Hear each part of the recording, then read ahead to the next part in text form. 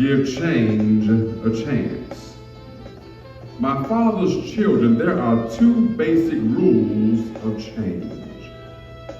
The first rule is that change is inevitable. We can fight against it, but change is going to come. Even in our current context, evil must always be confronted and challenged and ultimately defeated. And nowhere is it more relevant than now, witnessing the manifestation of change all around us.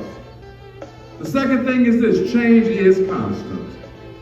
No matter what, from the grandfather organizations like the NAACP and the SCLC for the Black Lives Movement and others, change has been consistent no matter how hard fought for hundreds of years on these shores.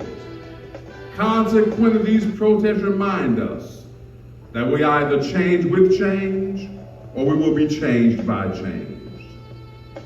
Again, we either change with change or we will be changed by change. In our text, the children of Israel have been wandering in the wilderness. Now nestled in the town of Kadesh, Moses' sister Miriam has died. And we know Miriam. Miriam watched over Moses as he floated down the Nile River. She made the recommendation to Pharaoh's daughter for his mother to nurse him. She was the third person of the leadership team, along with her brothers Aaron and Moses. She choreographed the first liturgical dance at the crossing the Red Sea. Yes, Miriam made her mark on the congregation, and she would now be sorely missed. It was a difficult, sobering, and mournful situation to have lost dear Miriam in Kadesh. However, this was not the first time that they were in Kadesh. When the children of Israel were just 2 years into their journey at Mount Sinai, God told them to go take a journey over to Kadesh. And it was while there 2 spies from every tribe surveyed the promised land.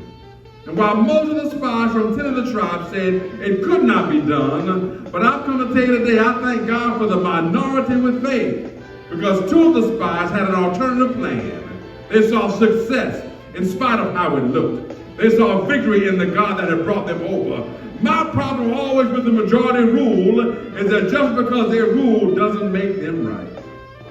So for the next 38 years, the children of Israel will return to Kadesh on at least 3 other times.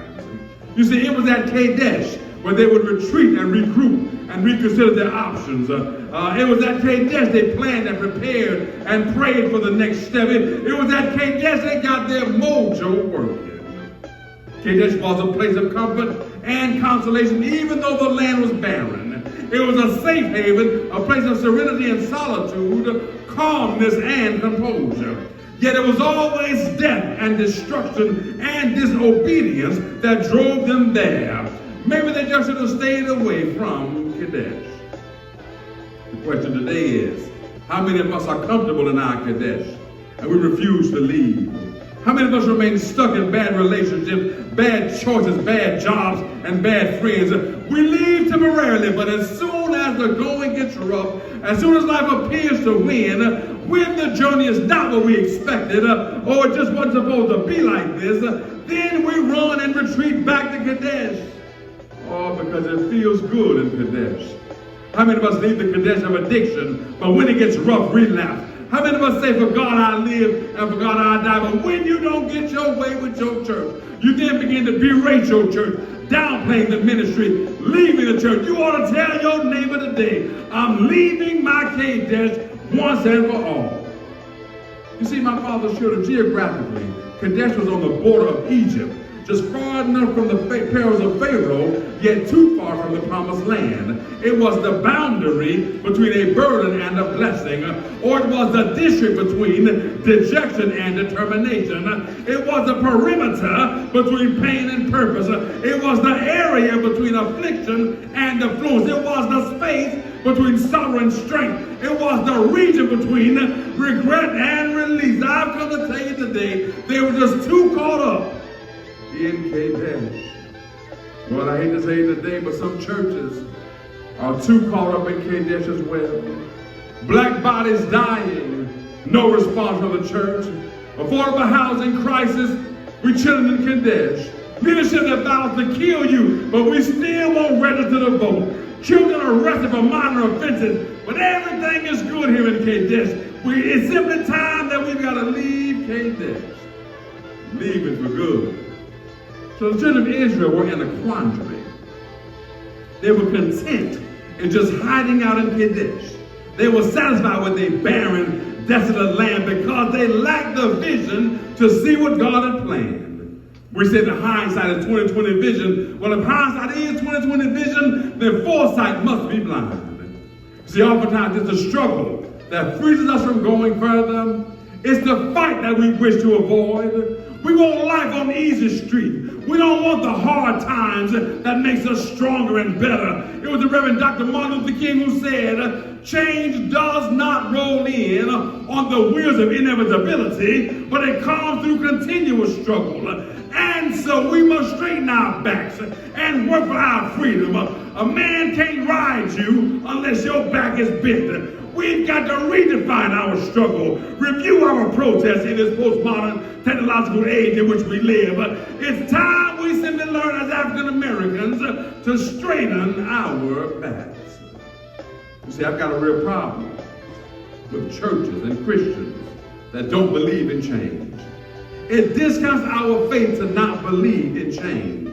Because the same God took Daniel from a prisoner to a prince. The same God took Joseph from the pit to the palace. The same God took Jacob from 2 wives to 12 tribes. The same God took Paul from being the persecutor to being the persecuted for the cause of Christ. My God can't do anything but fail. You see, it was a theologian, Kierkegaard, and Brevard Childs, who called it a process theology. Process theology says that we are becoming the very possibility that God has already posited in us. In other words, I may not be what I ought to be, but thank God I'm not what I used to be. Or to put it in an even more common vernacular, please be patient with me. God is not through with me yet. When God gets through with me, I shall come forth as pure gold. So George Benson said everything must change. Well, if I could talk to old George, I tell him I know somebody that does not change. He's the same yesterday, today, and forever. His compassion, they fail not. As thou hast been, thou forever will be. Great is thy faithfulness. But while God does not change, his love can change anything. He can change situations and surroundings. He can change a sinner into a saint. You don't believe me? Ask a murderer named Moses. Ask an adulterer named David. Even ask a slave driver named Solomon. So I'm going to tell you today, just give change a chance. No matter how hard it gets, you give change a chance. No matter what manner of evil comes up against you, you give change a chance, because the Bible tells me, behold, I will do a new thing, saith the Lord. Give change a chance. If any man be in Christ, he's a new creature. All things are passed away. Behold, all things become new. Give change a chance, and be ye not conformed to this world, but be ye transformed by the renewing of your mind. Give change a chance. They that wait upon the Lord shall renew their strength. They shall mount up on wings like eagles. They shall walk and not faint.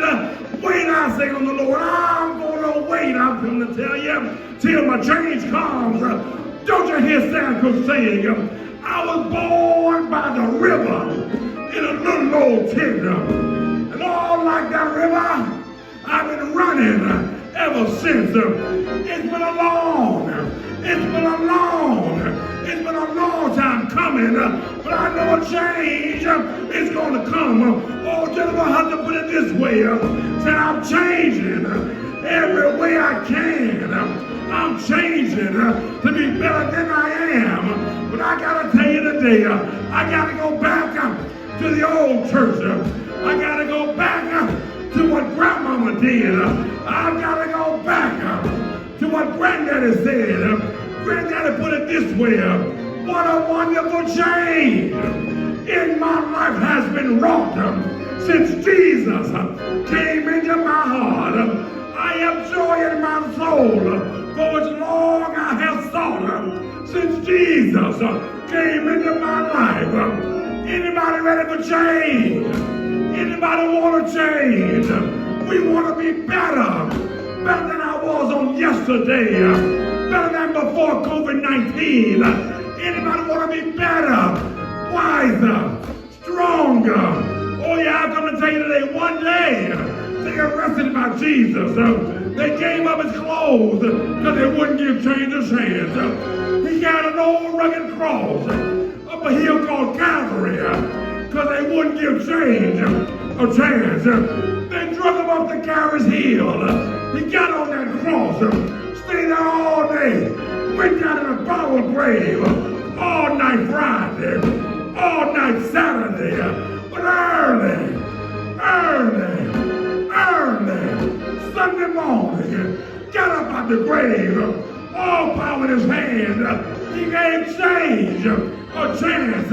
Say yeah, say yeah, say yeah. Ain't God all right?